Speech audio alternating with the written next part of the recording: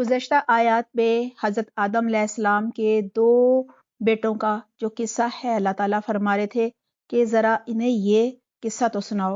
जब उन दोनों ने यानी काबिल ने और हाबिल ने कुर्बानी की तो उनमें से एक की कुर्बानी कबूल की गई, यानी हाबिल की कुर्बानी कबूल हो गई और दूसरे की ना की गई, काबिल की कुर्बानी कबूल ना हुई। तो काबिल ने कहा मैं तुम्हें कत्ल कर डालूंगा।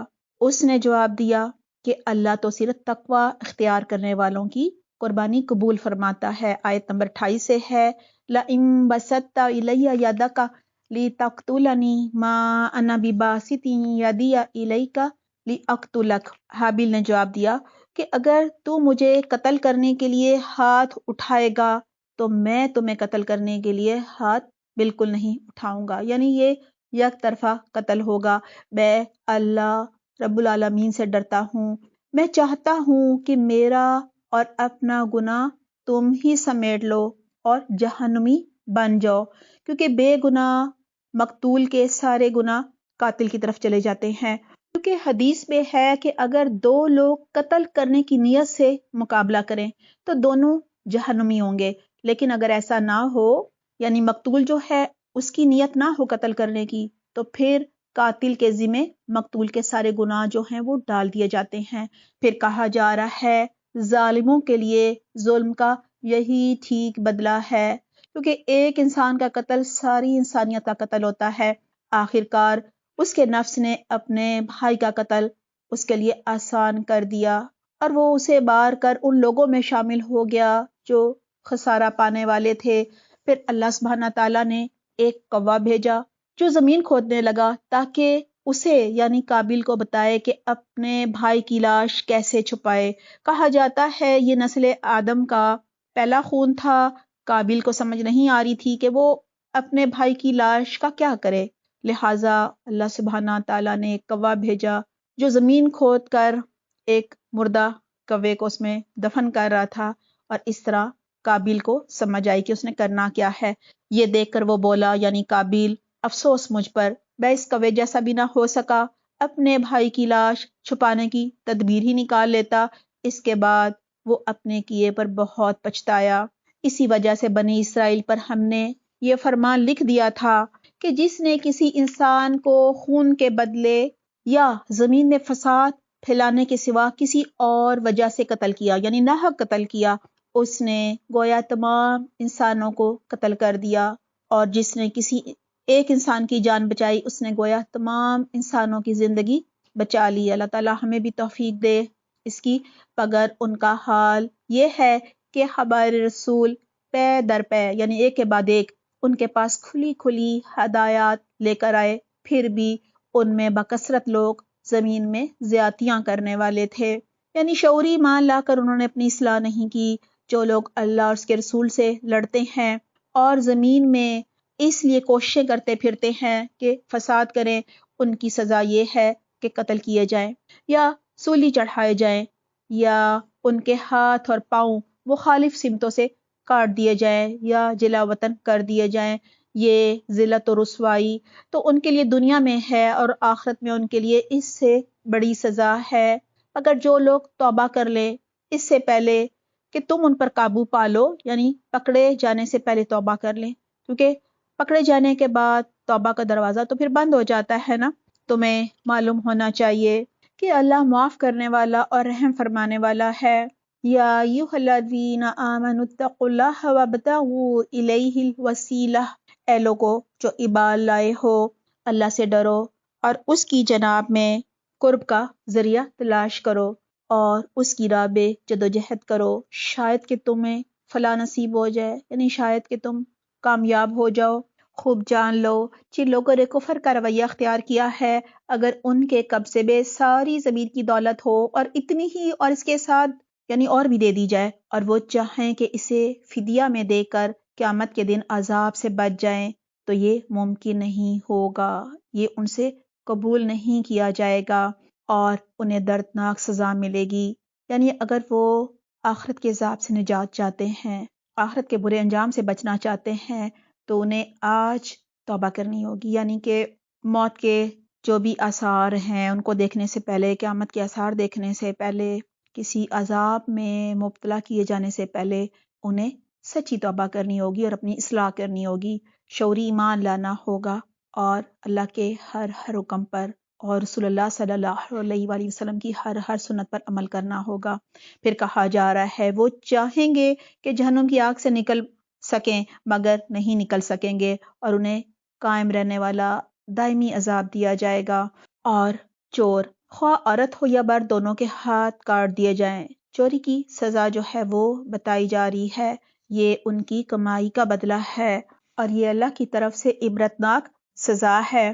یعنی اللہ سبحانہ تعالیٰ کے اس حکم میں بھی حکمت ہے کہ ہاتھ کاٹنے سے یہ ہوتا ہے کہ لوگ پھر چوری کرنے کی جرات نہیں کرتے۔ اللہ کی قدرت سب پر غالب ہے اور وہ دانا ہے اور وہ بینا ہے، دیکھنے والا ہے۔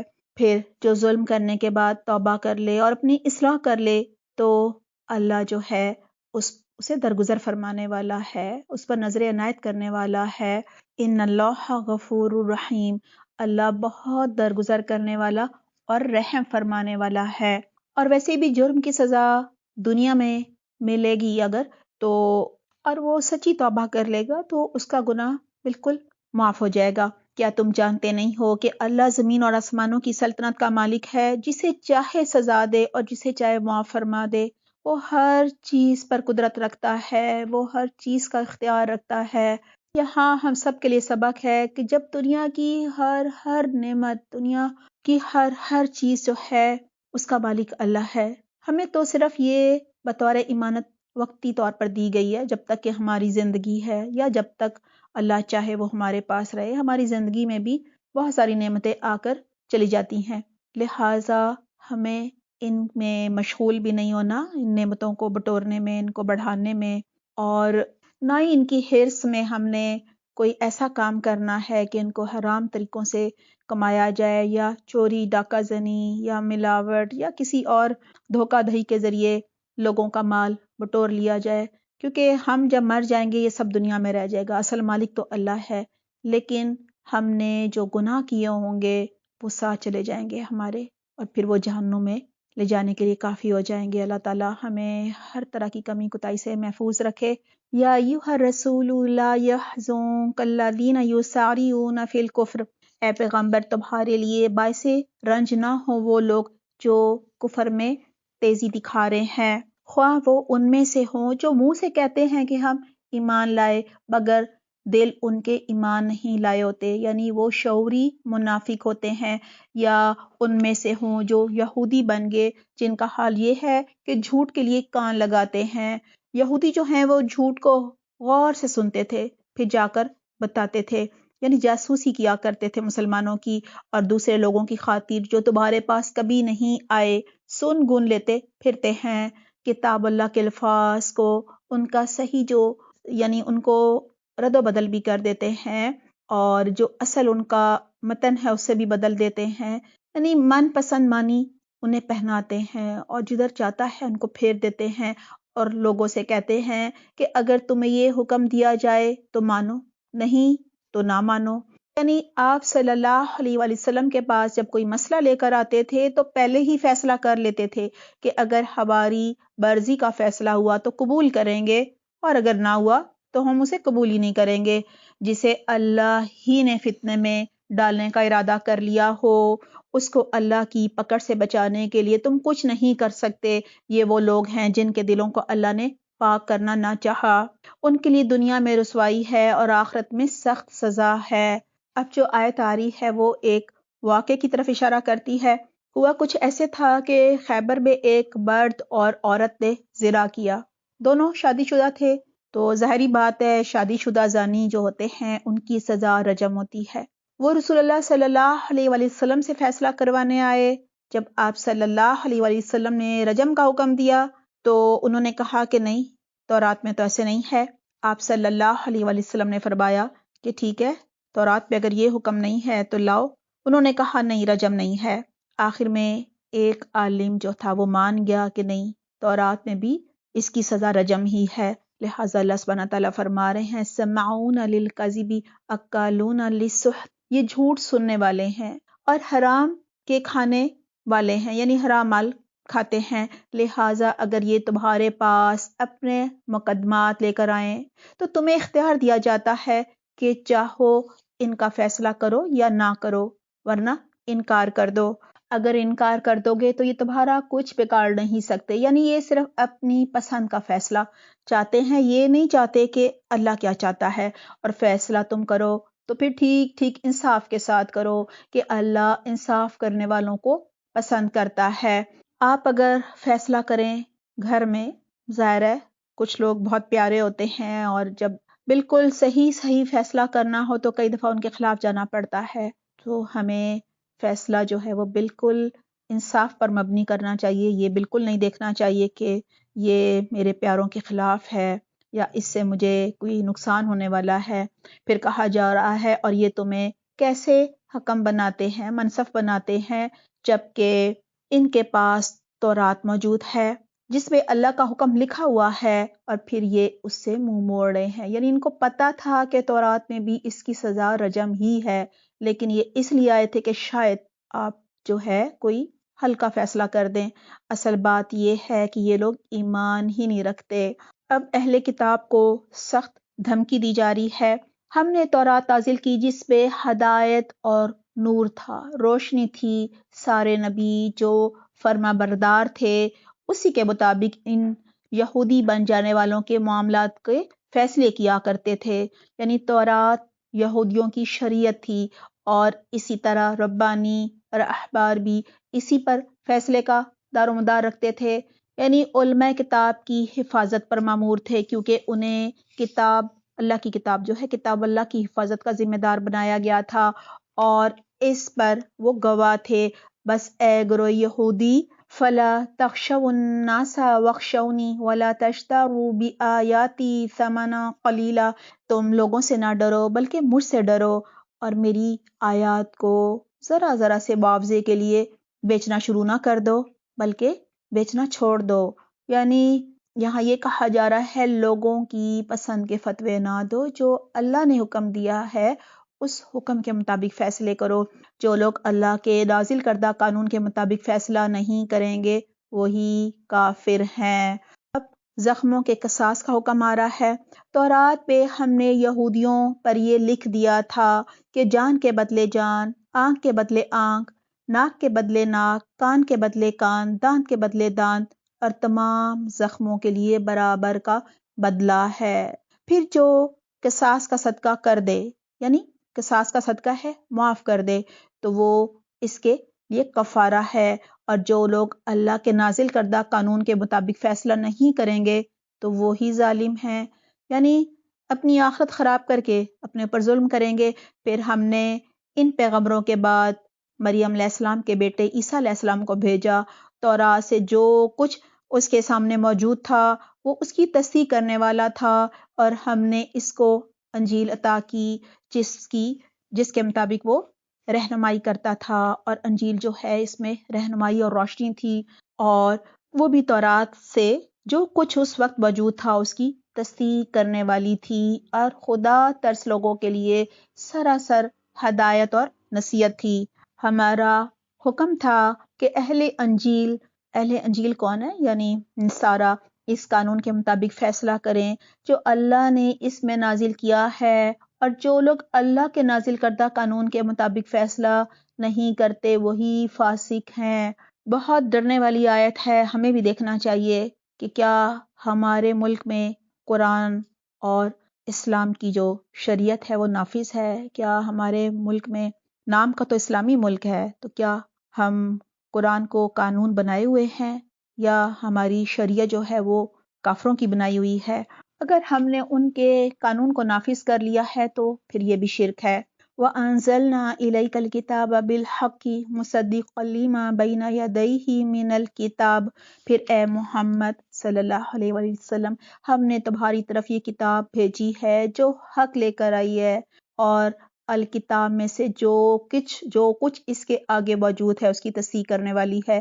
یعنی قرآن جو ہے وہ تورات اور انجیل میں جو بھی رد و بدل ہوئی ہے اس کی اصلاح کرتا ہے۔ جو قرآن میں بھی ہے اور ان گزشتہ کتابوں میں بھی ہے وہی حق ہے، اور جو یہاں ہے اور وہاں نہیں ہے وہ اضافی ہے۔ اور جو وہاں ہے تورات اور انجیل میں اور قرآن میں نہیں ہے وہ بھی رد و بدل ہے، اور اس کی وہ حافظ و نگہبان ہے، یعنی گزشتہ آیات کی۔ لہٰذا تم اللہ کے نازل کردہ قانون کے مطابق لوگوں کے معاملات کا فیصلہ کرو، اور جو حق تمہارے پاس آیا ہے اس سے منہ موڑ کر اپنی خواہشات کی پیروی نہ کرو یا ان کی خواہشات کی پیروی نہ کرو۔ ہم نے تم میں سے ہر ایک کے لیے ایک شریعت اور ایک رائے عمل مقرر کی ہے، یعنی سب کا دین، سب پیغمبروں کا دین تو اسلام تھا، لیکن شریعت سب کی مختلف تھی۔ اگرچہ تمہارا اللہ چاہتا تو تم سب ایک ہی امت بنا دیے جاتے، یعنی سب ایک ہی شریعت پر ہوتے، لیکن اس نے اس لیے کیا کہ جو کچھ اس نے تم لوگوں کو دیا ہے اس میں تمہاری آزمائش ہو، یعنی سب توحید پر ہوتے اللہ چاہتا تو، لیکن پھر آزمائش تو نہ ہوتی نا۔ فاستبقوا الخیرات، لہٰذا بھلائیوں میں ایک دوسرے سے سبقت لے جانے کی کوشش کرو۔ آخر کار تم سب کو اللہ کی طرف پلٹ کر جانا ہے، پھر وہ تمہیں اصل حقیقت بتا دے گا جس میں تم اختلافات کرتے رہے ہو۔ بس اے محمد تم اللہ کے نازل کردہ قانون کے مطابق ان لوگوں کے معاملات کا فیصلہ کرو اور ان کی خواہشات کی پیروی نہ کرو۔ ہوشیار رہو کہ یہ لوگ تم کو فتنے میں ڈال کر اس ہدایت سے دور کرنا چاہتے ہیں جو اللہ نے تمہاری طرف نازل کی ہے، پھر اگر یہ اس سے منہ موڑیں تو جان لو کہ اللہ نے ان کے بعض گناہوں کی پاداش میں ان کو مصیبت میں، آزمائش میں مبتلا کرنے کا ارادہ کر لیا ہے، اور یہ حقیقت ہے کہ ان لوگوں میں سے اکثر لوگ فاسق ہیں۔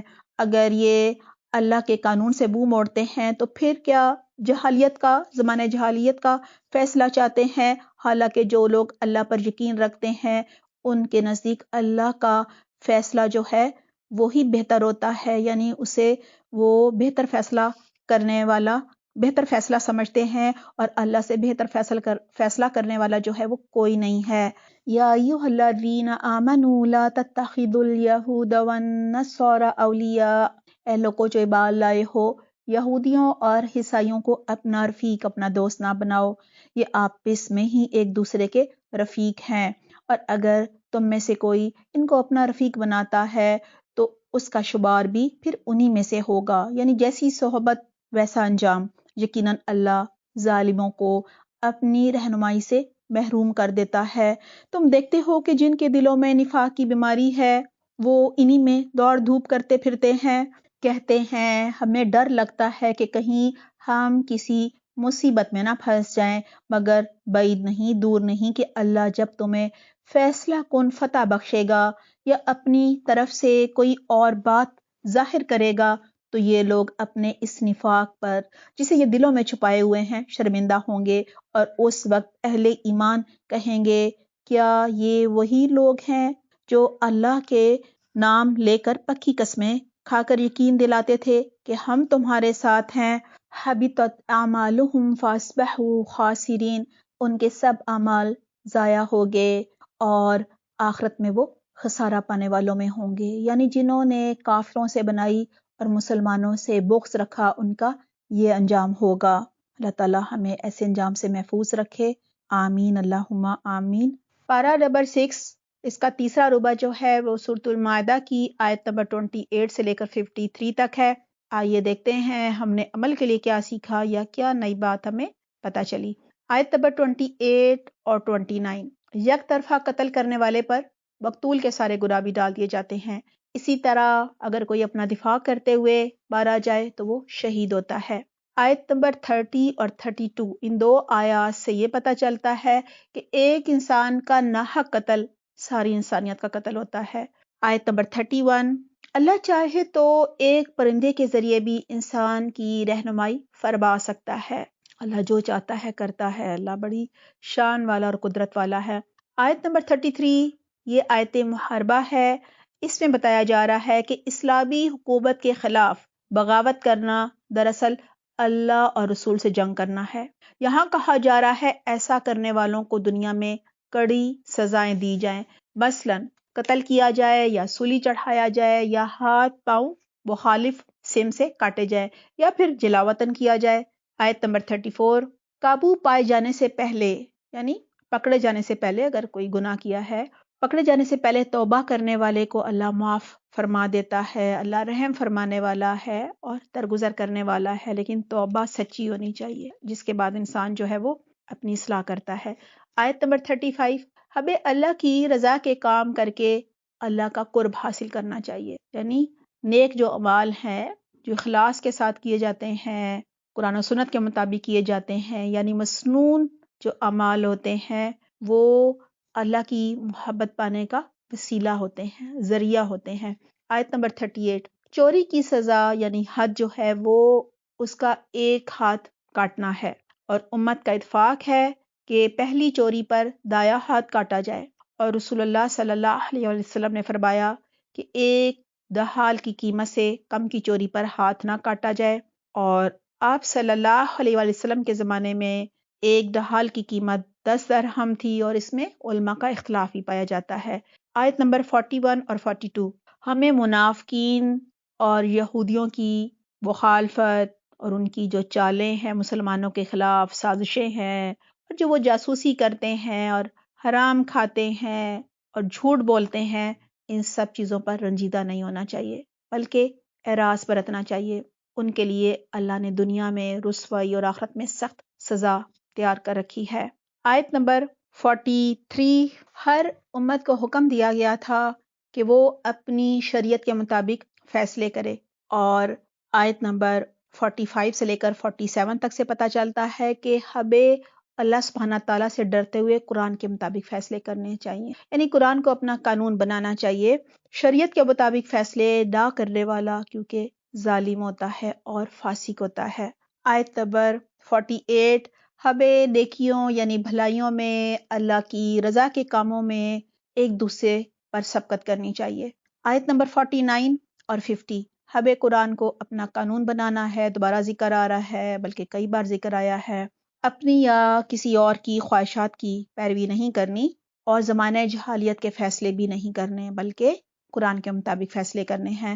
آیت نمبر 51 سے لے کر 53 تک، ہمیں یہود و نصارہ سے دلی قلبی دوستی نہیں رکھنی، کیونکہ وہ نفاق میں دوڑ دھوپ کرتے ہیں اور آخرت میں ان کے سارے اعمال جو ہیں وہ ضائع ہو جائیں گے۔ اگر قلبی دوستی رکھیں گے تو ظاہری بات ہے صحبت کا اثر ہوتا ہے، ہم بھی ان جیسے کام کرنے لگیں گے اور پھر ہمارا بھی ان جیسا اعمال ہوگا، اور کہا جا رہا ہے کہ یہ آخرت میں نامراد ہو جائیں گے۔